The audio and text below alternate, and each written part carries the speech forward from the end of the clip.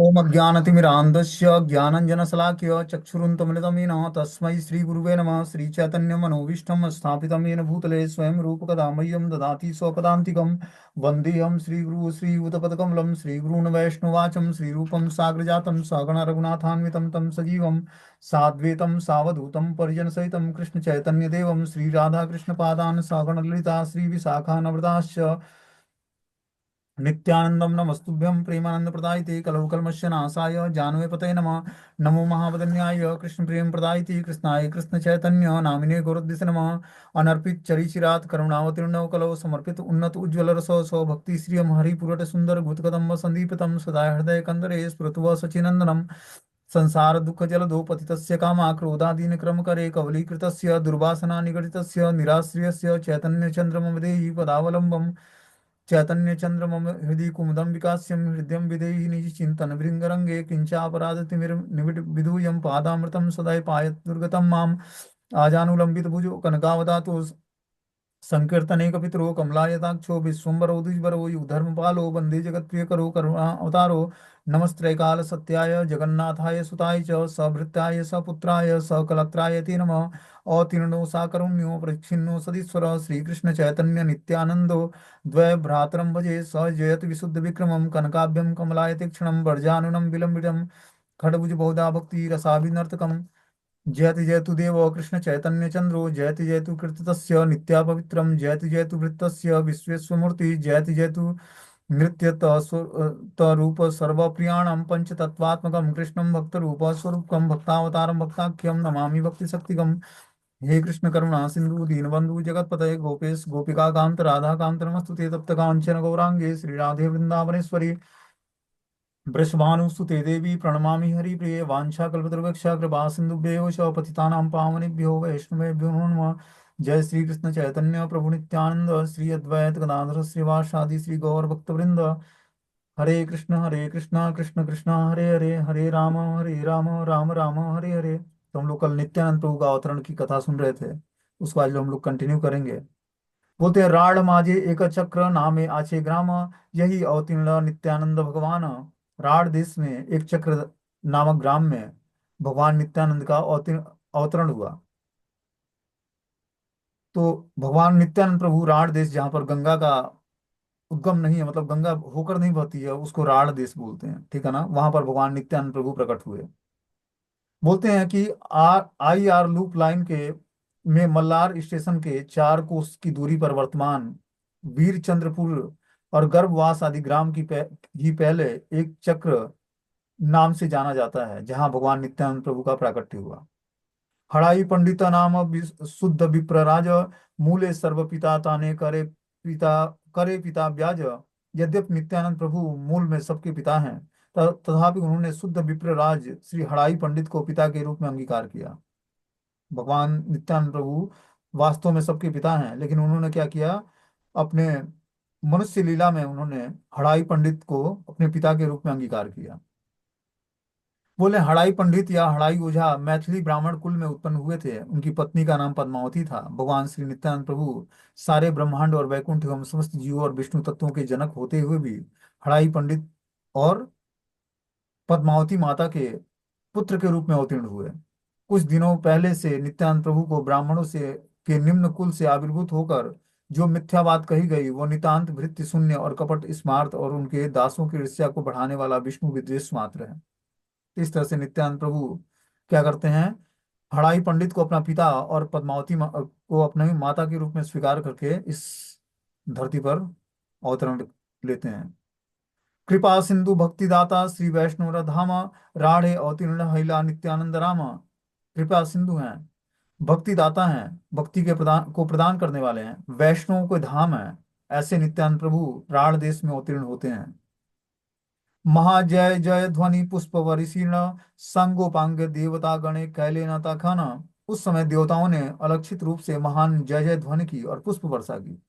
इस तरह से जब भगवान नित्यानंद प्रभु प्रकट हुए तो देवताओं अपने देवलोक से क्या किया, जय जय की ध्वनि करी और पुष्प वर्षा की उन पर।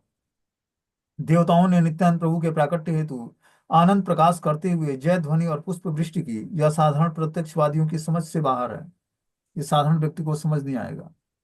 कि जब नित्यानंद प्रभु का प्राकट्य हुआ तो सारे देवताओं ने पुष्पों की बारिश की और क्या किया, जय जयकार की ध्वनि की। सर्वत्र शुभोदय मतलब शुभ उदय हो गया चारों तरफ। से ही दिने हेते राण मंडल सकल, पुनः पुनः बाढ़िते लागिला सुमंगल। उसी दिन से समस्त राढ़ देश में दिन प्रतिदिन सुमंगल की वृद्धि होने लगी। जब भगवान नित्यानंद प्रभु प्रकट हुए तो पूरे राढ़ देश में क्या हुआ, राढ़ देश मतलब जहां पर गंगा होकर नहीं बहती है और जहां पर कुछ फूल फल या सब्जियां या अन्य उत्पादन नहीं होता है, ऐसे देश को राढ़ देश बोलते हैं। वहां पर भगवान के प्रकट होने से दिन प्रतिदिन सुमंगल की वृद्धि होने लगी। श्री नित्यानंद प्रभु के जन्म से गौड़ के उपज विहीन राष्ट्र प्रदेश में धन धान्य की वृद्धि होने लगी। क्रमशः राढ़ देश में विद्या का अनुशीलन और शुद्ध सामाजिकता की वृद्धि पाने लगी। तो अगर जो हमारे हृदय में भी शुद्ध चीजों का समावेश नहीं है तो हमें नित्यानंद प्रभु की शरण ग्रहण करेंगे, उनके हृदय में प्राकट्य होने मात्र से क्या होगा, हमारे हृदय में भी शुद्ध सात्विक लक्षण उत्पन्न होंगे। ठीक है ना। इस घटना से यही सीख मिलती है हमें कि नित्यानंद प्रभु जिस हृदय में भी जन्म लेंगे, ठीक है ना, जो भी उनका आश्रय लेगा वो धीरे धीरे उसके अंदर शुभ चीजों का समावेश होने लगेगा और दिन प्रतिदिन जो है सुमंगल की वृद्धि होने लगेगी उसके हृदय में। बोलते हैं त्रिहुते परमानंद पुरी प्रकाशील नीलांचले यार संगे एकत्र विलास। तिरहुत में श्री परमानंद पुरी ने जन्म लिया जिनके साथ प्रभु का नीलांचल में एकत्र विलास हुआ। तो इस तरह से परमानंदपुरी जो नित्यानंद प्रभु के मित्र थे वो नीलांचल में एक साथ मिलते हैं और उनका जन्म जन्म जो है तिरहुत ग्राम में होता है। तिरहुत वर्तमान में मुजफ्फरपुर, दरभंगा और छपरा आदि जिला समूहों के अंतर्गत आता है। जो बिहार में ये क्षेत्र है, मुजफ्फरपुर, दरभंगा और छपरा के बीच में ये तिरहुत नामक एक ग्राम आता है, वहां पर श्री परमानंद पुरी ने जन्म ग्रहण किया था। परमानंदपुरी पूर्व आश्रम में तिरहुत प्रदेश के आदिवासी और श्री माधवेंद्र पुरी पाद के एक विशिष्ट प्रियतम शिष्य थे। तो ये माधवेंद्र पुरी पाद जी के शिष्य थे और इस ग्रंथ के शेष भाग में नीलांचल में पुरी गोस्वामी का कूप वर्णन आदि प्रसंग में इनकी विधि विविध कथाएं वर्णित की गई हैं। तो जो पुरी गोस्वामी थे मतलब माधवेंद्र पुरी पाद थे, उनका जो नीलांचल में जो कूप वर्णन लीला हुई थी उसमें इनकी कथाओं का वर्णन विस्तार से मिलता है परमानंद पुरी के। बोलते हैं गंगा तीर पुण्य स्थान सकल थाकीते, वैष्णव जन्मेय केने सोच्य देशे ते, आपने इहाल अवतीर्ण गंगा तीरे, सांगेर पार्षद केने जन्मा एना दूरे। क्या बोलते हैं यहाँ पर कि यहाँ पर श्री ग्रंथकार वृंदावन दास ठाकुर स्वयं प्रश्न उठाते हैं कि गंगा के किनारे या अन्य पुण्य स्थानों में रहते हुए भी वैष्णव ने अपवित्र देशों में क्यों जन्म लिया। कि भगवान चैतन्य महाप्रभु प्रकट हुए गंगा के किनारे जो क्षेत्र था उस क्षेत्र में, लेकिन इनके भक्त लोग जो है ऐसे देशों में क्यों जन्म लिए जहां पर पुण्य कार्य नहीं होता है या जहां से गंगा नहीं बहती है। यद्यपि प्रभु स्वयं गंगा के किनारे अवतीर्ण हुए, फिर अपने संगियों को के पार्षदों को दूर देशों में क्यों जन्माए, ये क्वेश्चन उठता है। बोलते हैं पुराणों में सप्त पुण्योदय नदियों में श्री विष्णु के चरणों से प्रकटित गंगा को सर्व अपेक्षा पावनी शक्ति का महात्म वर्णित होने के कारण भक्तों के समाज में गंगा ने विशेष प्राधान्य प्राप्त किया है।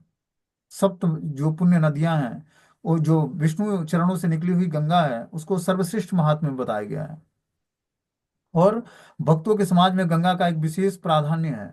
गौड़ देश नवद्वीप में भागीरथी गंगा ही बहती है। गौड़ देश को छोड़कर और स्थानों पर श्री चैतन्य पार्षदों का आविर्भाव होने से प्राकृतिक जीवों के हृदय में विभिन्न प्रकार के प्रश्न उदित होते हैं। जिन सब देशों में जाने से जीव की पवित्रता की हानि होती है, उस प्रकार प्रायश्चित उपयुक्त स्वच्छ देशों में वैष्णव का आविर्भाव होने पर अप्राकृतिक वैष्णव को भी साधारण प्राकृतिक लौकिक विचार से पुण्य पाप कर्म फल बाध्य जीव की तरह देखते हैं। कि जो अप्राकृतिक अभी कनिष्ठ लेवल के भक्त हैं वो सोचते हैं कि जहां पर जीवों की जाने से पवित्रता हानि होती है, कि कोई जीव वहां पर प्रकट होता है तो उसकी पवित्रता हानि होती है, वैसे देशों में जो है महाप्रभु ने अपने वैष्णव भक्तों को अपने पार्षदों को प्रकट कराया और उसको पुण्य भूमि भूमि के रूप में बदल दिया, क्योंकि उनके प्राकट्य होने मात्र से वो भूमि पवित्र हो गई। बोलते हैं पुण्यवान वैष्णव ने गंगा के किनारे प्रकट न होकर पांडव वर्जित गंगा रहित प्रदेशों में जन्म क्यों ग्रहण किया। श्री चैतन्य ने स्वयं सर्वोच्च ब्राह्मण कुल में और परम पवित्र गंगा जल सेवित गौड़ नवद्वीप में अवतीर्ण होकर होकर भी क्यों गंगा से बहुत दूर एवं ब्राह्मणों के निम्न कुल में अपने प्रियजनों को आविर्भूत कराया, इस विषय में भी प्रश्न होता है। इसके उत्तर में उन देशों को स्वाभाविक जगत पावन गुण से पवित्र करते हुए पुण्य तीर्थ रूप में परिणत करने के उद्देश्य से ही वहां पर शुद्ध वैष्णव जन प्रकटित हुए थे। तो उसका उद्देश्य क्या था महाप्रभु का, कि ऐसे जगहों पर इन लोग अपने पार्षदों का आविर्भूत कराने का उद्देश्य ये था कि उस जगहों को भी पवित्र करना है जहाँ पर ऐसे वैष्णव जो भगवान के नित्य पार्षद हैं और प्रकट होते हैं। तो ऑलरेडी वो भूमि बहुत ही पवित्र हो जाती है उनके प्रकट होने मात्र से।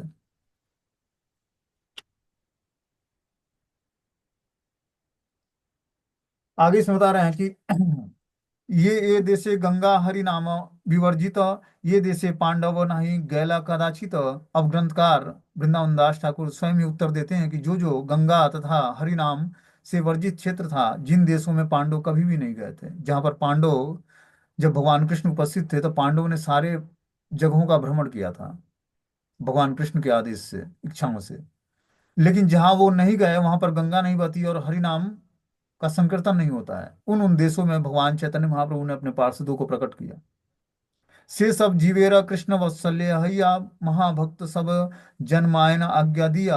उन देशों में सभी जीवों पर परम करुणा करते हुए कृष्ण ने आज्ञा देकर अपने सब प्रिय भक्तों को वहां प्रकट किया। तो भगवान के आदेश से ये सारे परम करुणा करके भगवान चैतन्य महाप्रभु ने अपने सारे प्रिय पार्षदों को ऐसे देशों में उत्पन्न किया जहां पर गंगा का प्राकट्य नहीं था, गंगा नहीं बहती थी, और जो अलग अलग अपवित्र जगह थे उसको पवित्र करने के लिए महाप्रभु ने अपने पार्षदों को वहां प्रकट किया। बोलते हैं कृष्ण सखा पांडव जिन देशों में नहीं गए थे, कृष्ण भक्तों के अभाव के कारण वे देश प्रायश्चित उपयुक्त थे। पांडव कृष्ण का स्वरूप हैं। उन्होंने जिन स्थानों पर राज्य का विस्तार नहीं किया वह हीन देश हरि भक्ति से विवर्जित होकर जड़ विषय सेवा में मग्न था। तो जहां पर पांडव नहीं गए भ्रमण करते हुए भगवान के आदेश के न पाकर, वो देश हरि भक्ति से विवर्जित था। द्वापर की कृष्ण लीला में पांडवों को विभिन्न प्रदेशों में भेजकर भगवान श्री कृष्ण ने अपनी भक्त वत्सलता दिखाई थी। कलयुग में उदार विग्रह श्री गौरांग सुंदर ने इन लीलाओं में असामान्य बदान्यता दिखाकर श्री कृष्ण के अनुग्रह से वंचित प्रदेशों पर भी कृपा करने के लिए उन्हें अपने प्रिय लीला परिकरों को तथा पार्षदों को आविर्भाव आविर्भाव भूमि रूप में परिणत कर दिया। तो जहां पर भगवान कृष्ण ने अपने मेन पार्षदों को, पांडवों को नहीं भेजा था, वहां पर श्री गौरांग महाप्रभु ने असामान्य बदान्यता दिखाकर श्री कृष्ण के अनुग्रह से वंचित प्रदेशों को भी कृपा करके और उस लीला स्थलियों पर अपने लीला परिकरों और पार्षदों को आविर्भूत किया और उस भूमि को पवित्र कराया। बोलते हैं संसार तारित्य श्री चैतन्य अवतार, आपने श्री मुखे करी अच्छे अंगीकार। श्री चैतन्य देव का अवतार संसार का उद्धार करने के लिए हुआ है, यह बात प्रभु ने स्वयं अपने श्रीमुख से स्वीकार किया। भगवान श्री चैतन्य महाप्रभु का प्राकट्य किस लिए हुआ? संसार का उद्धार करने के लिए हुआ है। ये भगवान खुद अपने मुंह से स्वीकार करते हैं। बोलते हैं स्वच्छ देशे स्वच्छ कुले आपन समान, जन्म आइया वैष्णवेरा सवारे करे त्राण। अपवित्र देश और अपवित्र कुल में अपने समान वैष्णव का जन्म कराकर प्रभु ने उन देशों के सभी जीवों का उद्धार करने लगे। तो महाप्रभु जो है अनेक तरीकों से वो जीवों का कल्याण करते हैं। अब देखो यहाँ पर एक तरीका बताया गया है कि अपने जो नित्य पार्षद थे उनको ऐसी जगहों पर उन्होंने प्रकट कराया जहां पर अपवित्र जगह था, जहां पर पांडवों का भी गमन नहीं हुआ था भगवान कृष्ण की लीलाओं में। वैसी जगह जहां पर हरि कीर्तन वर्जित क्षेत्र था, वहां पर अपने पार्षदों का जन्म दिलाकर महाप्रभु ने उस जगहों को भी पवित्र करा। बोलते हैं स्वच्छ कुले नीच जाति प्रकृति निषिद्ध पुण्यवान जन की ही उत्तम ब्राह्मण कुल में जन्म ग्रहण करते हैं। क्षत्रिय वैश्य और शूद्र अत्य आजित कर्म में अपवित्र कुल है। पाप के फल से ही कर्म कांड में लिप्त मनुष्य अपवित्र कुल में जन्म ग्रहण करता है, किंतु विष्णु सेवा परायण वैष्णव विष्णु के समान होते हैं। वे सब प्रकार से अपवित्र देश या अपवित्र कुल को भी पवित्र करने में समर्थ हैं। तो जो भगवान विष्णु के प्राण भक्त हैं वो अपवित्र कुल में भी जन्म लेकर और उसको पवित्र कर देते हैं। जैसे हम लोग देखते हैं प्रहलाद महाराज, उनका जन्म जो है हिरण्यकश्यपु और माता कयाधु के गर्भ से हुआ। हिरण्यकश्यपु महान असुर था, लेकिन क्या किया, प्रहलाद महाराज की कृपा से स्वयं भगवान नरसिंह देव उनके पवित्र कुल में प्रकट हुए, उनके घर में प्रकट हुए खंबे से। तो विष्णु सेवा जहां नहीं होती है, जहां अपवित्र कुल में जन्म कोई व्यक्ति ग्रहण करता है कर्मकांड के नियमों का पालन करके और पाप कर्मों से में फंस कर, वहां पर भी विष्णु सेवा परायण वैष्णव विष्णु के समान होते हैं। वे सब प्रकार के अपवित्र देश और अपवित्र कुल को भी पवित्र करने में समर्थ हैं। वहां पर प्रकट होकर आविर्भूत होकर उनका उस अपवित्र देश को और अपवित्र कुल को भी पवित्र कर देते हैं। शास्त्रों में भी देखा जाता है कि कुलम पवित्रम जननी कृतार्थम वसुंधरा व वसत्यश्च धन्या नित्यन्ति स्वर्गे पितरो अभि तेषाम येषाम कुले वैष्णव नामधेयम। आपन आपन समान वैष्णव जगत गुरु हैं। वे स्वयं भगवान श्री कृष्ण के अचिंत भेदाभेद प्रकाश विग्रह और साक्षात मूर्तिमान ओंकार मूर्ति चिद विलास विष्णुपाद हैं। क्या बता रहे हैं कि जो वैष्णव होते हैं, जो जगत गुरु होते हैं, वे स्वयं में भगवान श्री कृष्ण के अचिंत भेदाभेद प्रकाश विग्रह हैं।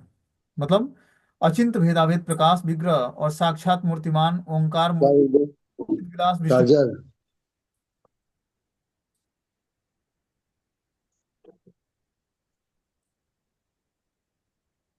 वही तो पीछे से।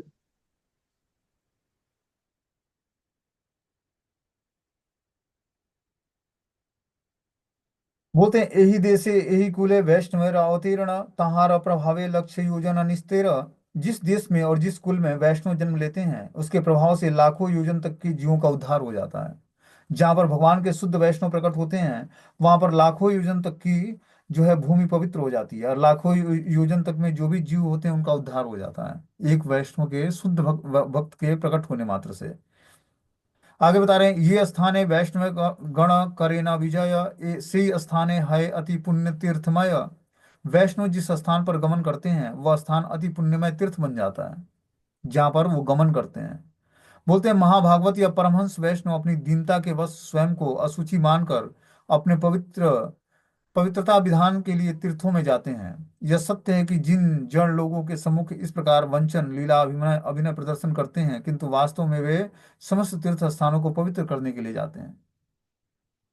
तो जहां पर इस तरह के वैष्णव जो पुण्यमय तीर्थों में जाते हैं स्नान करने के लिए या दर्शन करने के लिए, तो जो ऐसे महाभागवत वैष्णव हैं या परमहंस वैष्णव हैं वो दीनता बस अपने को अशुचि मानते हैं। उनके अंदर दीनता होती है और विनम्रता होती है, इस कारण से वो अपने को पवित्र नहीं मानते हैं। लेकिन बता रहे हैं कि वो तीर्थों को भी जाकर पवित्र करते हैं। तीर्थों कुर्वन्ति तीर्थानि।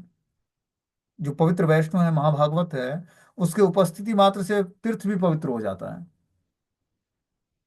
क्योंकि उसके हृदय में राधा कृष्ण का निवास होता है। ठीक है ना। राधा कृष्ण का जिस हृदय में निवास होना शुरू हो जाएगा वो व्यक्ति से बात करना, उससे उसके साथ चलना, उसके साथ बैठना, उसके साथ कोई भी एक्टिविटी करोगे तो धीरे धीरे उसके जो है वाइब्रेशन से आपके अंदर पवित्रता आने लगेगी। और हम लोग देखते हैं सन्यासी आचार्य जो होते हैं आजकल वर्तमान में भी हैं, जो आचार्य हैं सन्यासी, वो 24 घंटे जो निरंतर भगवान की सेवा में लगे हैं, उनके उपस्थिति मात्र से क्या होता है पूरा वातावरण जो है पवित्र हो जाता है। और सब में आपस में, और जो आपस में कुछ मनमुटाव भी है या ईर्ष्या द्वेष भी है वो भी सबके अंदर से निकल जाता है। जैसे हमने एग्जाम्पल बताया था, जब चैतन्य महाप्रभु जगन्नाथपुरी से लीला संपन्न करते हुए वृंदावन के लिए आ रहे थे, तो बीच में झारखंड के जंगलों में हिरन और शेरों का आपस में गले मिलना, उनके महामंत्र का श्रवण करके और उनका दर्शन करके, कि जो ईर्ष्यालु जानवर हैं उनके हृदय से भी ईर्ष्या द्वेष मिट गया और हिरन और जो है बाघ अपने में आपस में गले मिलने लगे, जो कि एक दूसरे के दुश्मन है। शेर जो है हिरन को खा जाता है, लेकिन आपस में गले मिलकर और हरे कृष्ण महामंत्र का पर वो डांस करने लगे सब दो पैर पे खड़े होकर। ये स्थिति थी। क्यों ऐसी स्थिति थी?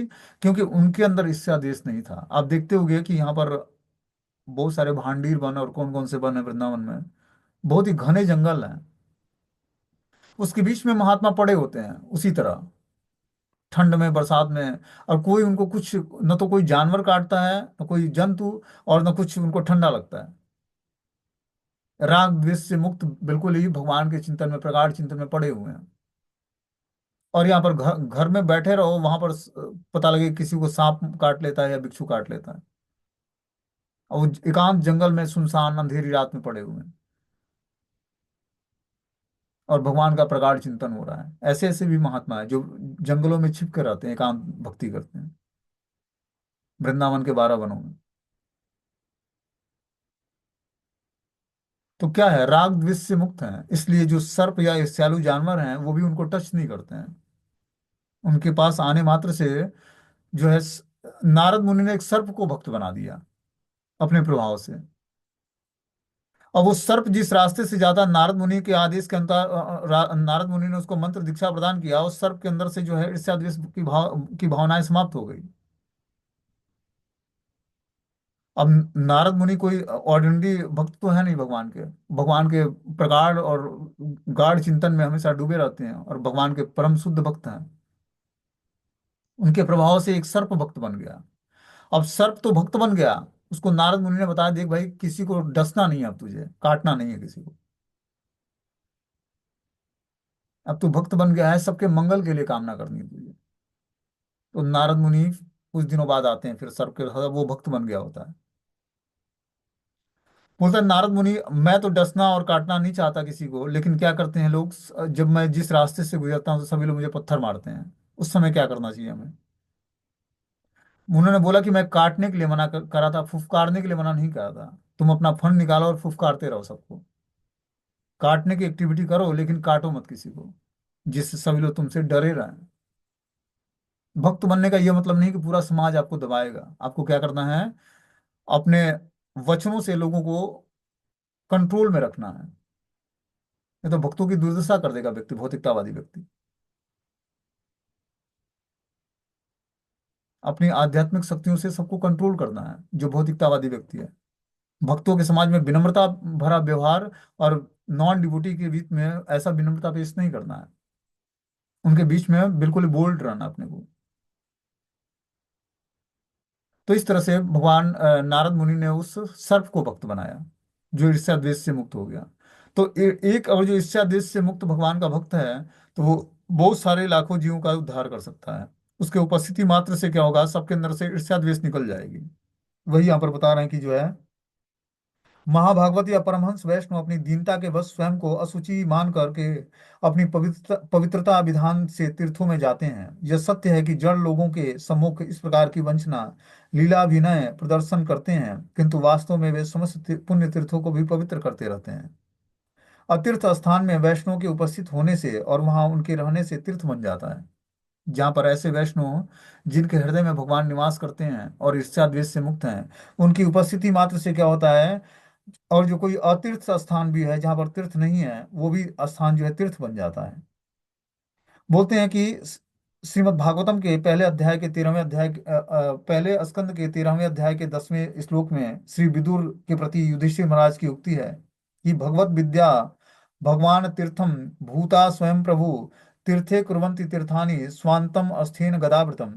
मायाबद्ध जीव की जड़ीय भोग बुद्धि दूर होने से तब तब वो साधु हो जाता है। साधारण तीर्थ की अपेक्षा वैष्णव के पद सेवित स्थान अधिक श्रेष्ठ तीर्थ कहलाते हैं।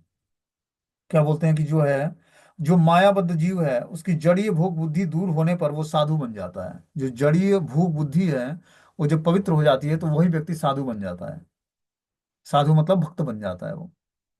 हमें क्या करनी है, जो हमारी बुद्धि है, जो जड़ बुद्धि है, उसको क्या करना, पवित्र करना भगवान के नाम से।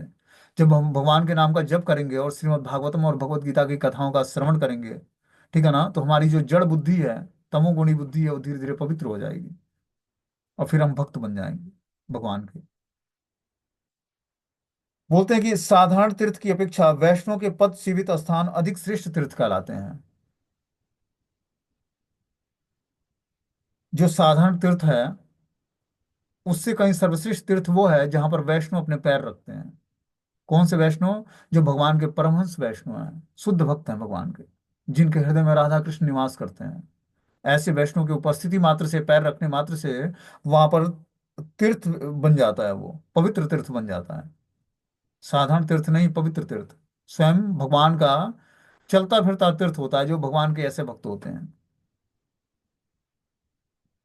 आगे इसमें बता रहे हैं, अतएव सर्वदेशीय निज भक्तगण अवतीर्ण कैला श्री चैतन्य नारायण। इसलिए श्री चैतन्य नारायण ने अपने भक्त बिंद्र उन सब देशों में अवतीर्ण कराए। इसलिए भगवान चैतन्य महाप्रभु ने अलग अलग क्षेत्रों में जो कि अपवित्र जगह थे वहां पर अपने भक्तों को प्राकट्य कराया और इस तरह से स्थापित किया कि भक्त कितने महान हैं।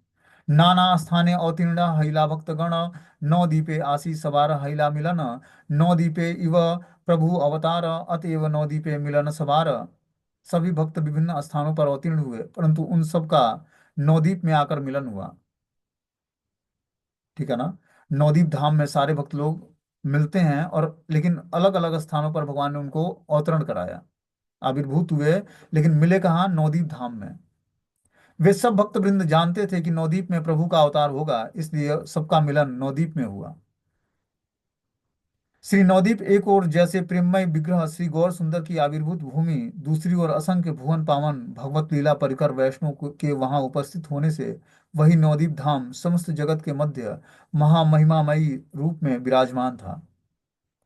जैसे वृंदावन के अपूर्व प्रेम माधुरी अप्रकाशित रहने पर श्री गौर सुंदर के आदेश से खड्ग गोस्वामी और उनके अनुगत्य जनों ने वृंदावन में वास करके नित्य लीला प्रकाशित की थी, उसी प्रकार प्रभु के प्राकट्य से नवदीप में भी विभिन्न स्थानों पर भगवत वृंद आकर गौर सुंदर की कीर्तन सेवा लीला में सहायता करते थे। तो जिस तरह ब्रज 84 कोस में भगवान कृष्ण की लीलाएं हुई हैं, उसी तरह नवदीप मंडल में मायापुर धाम में भगवान श्री गौरांग महाप्रभु का कीर्तन लीला संपन्न हुई है। ठीक है ना। तो उस लीलाओं का हम दर्शन कर सकते हैं जाकर। पूर्णिमा से पहले जो है परिक्रमा होती है, गौर मंडल परिक्रमा, उसमें हम सभी वैष्णव जनों को, जो गौड़ी वैष्णव संप्रदाय से दीक्षित भक्त लोग हैं, ठीक है ना, उनको जाकर वहां पर गौरांग महाप्रभु को जो फॉलोअर हैं, जो गौरांग महाप्रभु को फॉलो करते हैं, नित्यानंद और गौरांग की पूजा करते हैं, उनको जाना चाहिए नवदीप धाम की परिक्रमा साल में एक बार, और एक बार ब्रज धाम की परिक्रमा करनी चाहिए।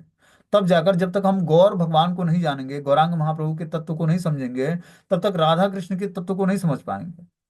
उनकी कृपा से ही हम कलयुग में रास लीलाओं में पार्टिसिपेट करना बहुत ही मुश्किल है, क्योंकि अपवित्र इंद्रियां हैं, अपवित्र चिंतन है। हमें क्या करना पड़ेगा? कीर्तन में पार्टिसिपेट करना पड़ेगा। कीर्तन हमें पवित्र करके राधा कृष्ण की लीलाओं में पार्टिसिपेशन दिलाने के योग्य बनाएगा। गौरांग महाप्रभु की कृपा से ही हमारे अंदर राधा कृष्ण की भक्ति का जागरण होगा, बिना उनकी कृपा के नहीं होगा। कलयुग के बद्ध जीव राधा कृष्ण तत्व को समझना इतना आसान नहीं है। उनकी जो प्रेम व्यापार की लीलाएं हैं भगवान श्री राधा कृष्ण की, जो शुभ और बहुत ही पवित्र हैं, उसको समझना हम छोटी बद्ध जीवों के बस का नहीं है, छोटी बुद्धि से। इसके लिए हमें गौरांग महाप्रभु के संकीर्तन में पार्टिसिपेट करना पड़ेगा। संकीर्तन हमें पवित्र करके उस राधा कृष्ण की नित्य लीलाओं का में सम्मिलित होने के योग्य बनाएगा। वो राधा कृष्ण की जो नित्य लीलाएं हैं, रास लीलाएं हैं, वो महाप्रभु के संकीर्तन लीलाओं से अभिन्न है। दोनों में डिफरेंस कुछ नहीं है।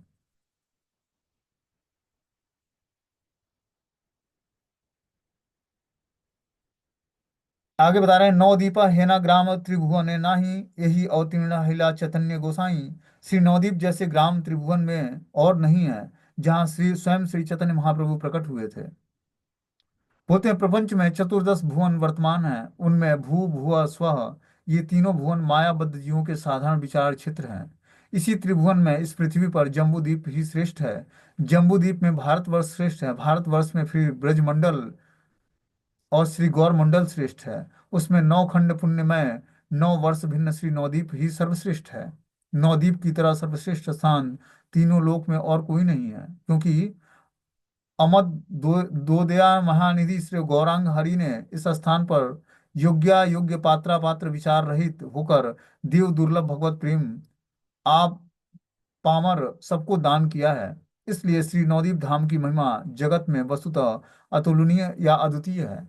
जो नवदीप धाम की महिमा बता रहे हैं कि जिस तरह त्रिभुवन में भू भुआ स्वलोक पवित्र है, उस उसमें जम्बूद्वीप ही सर्वश्रेष्ठ है। जम्बूद्वीप में भारतवर्ष श्रेष्ठ है, और भारतवर्ष में ब्रजमंडल श्रेष्ठ है, और ब्रजमंडल और गौर मंडल श्रेष्ठ है। गौर मंडल में भी जो 9 खंड पुण्य भूमि है, जिसको नवदीप बोलते हैं, जहाँ भगवान श्री चैतन्य महाप्रभु का प्राकट्य हुआ, वो पवित्र जगह है, क्योंकि वहीं पर भगवान ने देव दुर्लभ भगवत प्रेम का अपार रूप से वितरण किया। जो देव दुर्लभ है, मतलब देवताओं के लिए भी दुर्लभ जो धन है, कृष्ण प्रेम, उसको निशुल्क बांटा भगवान श्री चैतन्य महाप्रभु ने नवदीप धाम में। तो वहां पर हम जाएंगे तो हमें कृष्ण प्रेम प्राप्त होगा नवदीप धाम में। तो हमें जाकर वहां पर परिक्रमा करनी चाहिए नवदीप धाम की, तब हमें भगवत प्रेम कृष्ण प्रेम प्राप्त होगा। बोलते हैं, पात्र अपात्र का विचार किए बिना भगवान ने वहां पर जो है नवदीप धाम में सबको प्रेम दान दिया भगवान कृष्ण का। नवदीप धाम की महिमा जगत में वस्तुतः अतुलनीय है, उसकी कोई तुलना नहीं है। जो नवदीप धाम की महिमा है, उसकी कोई तुलना किसी और वस्तु से नहीं की जा सकती है। बता रहे हैं कि अवतीर वे न प्रभु जानिया विधाता, सकल संपूर्ण करी थुई लेना तथा। विधाता ने यह जानकर कि नवदीप में प्रभु अवतार लेंगे, उसको सब प्रकार से समृद्ध कर दिया था। नवदीप संपत्ति के वणि बारे पारे, एको गंगा घाटे लक्ष्य लोक स्नान करे। नवदीप की संपत्ति का कौन वर्णन कर सकता है, जहाँ गंगा के एक एक घाट पर लाखों लाखों लोग स्नान करते हैं। तो नवदीप धाम जो है पूरा गंगा क्षेत्र से, भागीरथी गंगा जो है बहती है वहां पर, और बहुत ही सुंदर जगह है।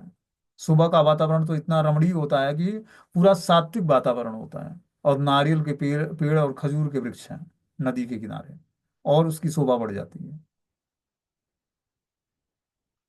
बोलते हैं नवदीप नगर की उस समय की समृद्धि और ऐश्वर्य का कोई भी भाषा द्वारा वर्णन करने में समर्थ नहीं है। भारत की सप्त मोक्ष दायिनी पुरियों में के समस्त सौभाग्य से अलंकृत होकर श्री नवदीप धाम चैतन्य देव के लोक पावन अपराकृतिक चरण चिन्ह धारण करने की योग्यता प्राप्त करके एवं अयोध्या, मथुरा, हरिद्वार, काशी, कांची, अवंतिका और द्वारका सब प्रकार की समृद्धि को लेकर प्रकाशित हुआ था। उस समय श्री मायापुर धाम इतने लोगों से परिपूर्ण था कि गंगा के एक एक घाट पर वहां के रहने वाले और बाहर से आए हुए अगणित लोग स्नान आदि करते थे।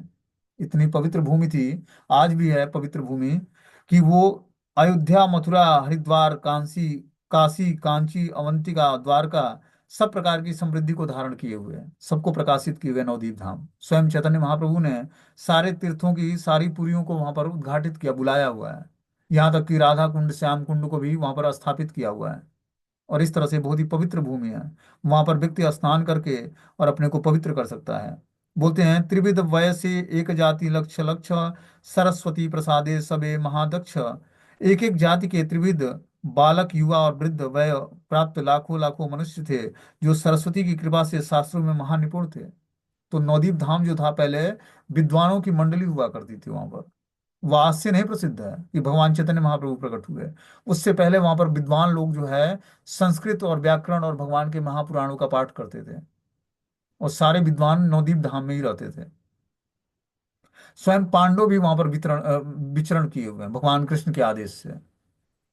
और सारे जो वृंदावन की लीला स्थलियां हैं सब वहां पर प्रकाशित है। महाप्रभु ने स्वयं वहां पर प्रकाशित किया है सब लीला स्थलियों को। राधा कुंड, श्याम कुंड सब परिक्रमा मार्ग में पड़ता है। तो कम से कम जीवन में एक बार तो जाकर वहां पर गौर मंडल परिक्रमा करनी चाहिए। मैंने तो 4 5 बार किया है कंटिन्यू, 4 साल 5 साल तक। और बहुत ही अभी शुरू होगी 1 मार्च से। और इस तरह से 7 8 दिनों की परिक्रमा होती है। तो परिक्रमा में जाकर हम लोग पार्टिसिपेट कर सकते हैं वहां पर। पूरे दिन परिक्रमा होती है, फिर शाम को प्रसादम, और फिर जो है कैंप में रुकना होता है, या फिर जैसे आदमी का अरेंजमेंट होता है बस से वापस आ जाता है। तो इस तरह से हमें परिक्रमा करनी चाहिए गौर मंडल की, नवदीप मंडल की। बोलते हैं सबे महा अध्यापक करी गर्भ धरे, बाल के वो भट्टाचार्य सने कक्षा करे। सभी अध्यापक होने का गर्व रखते थे, और तो क्या बालक भी भट्टाचार्य से शास्त्र विचार करने को तैयार रहते थे। विद्या का अनुशीलन इतनी दूर तक पराकाष्ठा को प्राप्त हुआ था कि सभी अपने को शास्त्र में अद्वितीय पंडित समझते थे। अध्ययन करने वाले शिशु छात्र भी अपनी अपनी विद्या प्रतिभा के बल में निपुण और चतुर चतुर अध्यापकों के साथ शास्त्र विचार प्रतियोगिता में जय लाभ करने की आकांक्षा करते थे। इस तरह से नवदीप धाम के जो भी विद्यार्थी थे सब बहुत ही विद्या में निपुण थे, और प्रतिभा और बल और चतुर अध्यापकों के साथ शास्त्र विचार प्रतियोगिता में वो बढ़ चढ़ के भाग लेते थे। नाना देशे हेते लोक नवदीपाय, नवदीप पढ़िले से विद्या रस पाय। लोग विभिन्न देशों से पढ़ने के लिए नवदीप धाम में जाया करते थे। जो नवदीप में पढ़ लेता था वो विद्या रस को पा लेता था। इतना पवित्र भूमि थी कि जो एक बार नवदीप में पढ़ाई कर लेगा वो विद्या रस को प्राप्त कर लेगा। कैसे? आध्यात्मिक विद्या रस को। मिथिला से न्याय शास्त्र पढ़ने के इच्छुक जन नवद्वीप में आकर नौ न्याय की शिक्षा प्राप्त करते थे। उत्तर भारत के अंतर्गत वाराणसी से सन्यासी विद्वान अध्यापक भी नवद्वीप नगर में वेदांत शास्त्र अध्ययन करने के लिए जाया करते थे। दक्षिण भारत के अंतर्गत कांची से भी विद्यार्थी नवद्वीप नगर में विद्यार्थी रूप से आते थे। इसलिए विभिन्न देशवासी विद्यार्थी समाज में नवद्वीप में आने के फल से विभिन्न शास्त्रों में पांडित्य लाभ करके सर्वशास्त्र में पारदर्शी होने का अवसर प्राप्त होता था। इस तरह नवदीप धाम हब था शास्त्रों को पढ़ने के लिए और विद्या अध्ययन के लिए। अतएव पंडु यारा नाही समुच्चय, लक्ष्य कोटि अध्यापक नाही का निश्चय। इसी कारण से लाखों छात्रों की संख्या भी अगणित थी, अध्यापक भी लाखों लाखों थे, जिनकी कोई निश्चित संख्या नहीं थी। विभिन्न शास्त्रों की चर्चा एवं असंख्य अध्यापकों के अवस्थान करने से नवद्वीप के विद्यार्थियों की संख्या भी अगणित थी। समुच्चय एकत्र संख्या या संग्रह करना मुश्किल था। इस तरह से नवदीप धाम जो था क्या था, विद्यार्थियों के अध्ययन के लिए, जो शास्त्र पढ़ना चाहता है या भगवान का ज्ञान अर्जन करना चाहता है या संस्कृत या व्याकरण पढ़ना चाहता है उसके लिए, या वेद पढ़ना चाहता है उसके लिए बहुत ही प्रसिद्ध जगह था। और वहां पर भगवान चैतन्य महाप्रभु का प्राकट्य हुआ था। इस तरह से जो है आगे की लीला अब कल पढ़ाई जाएगी।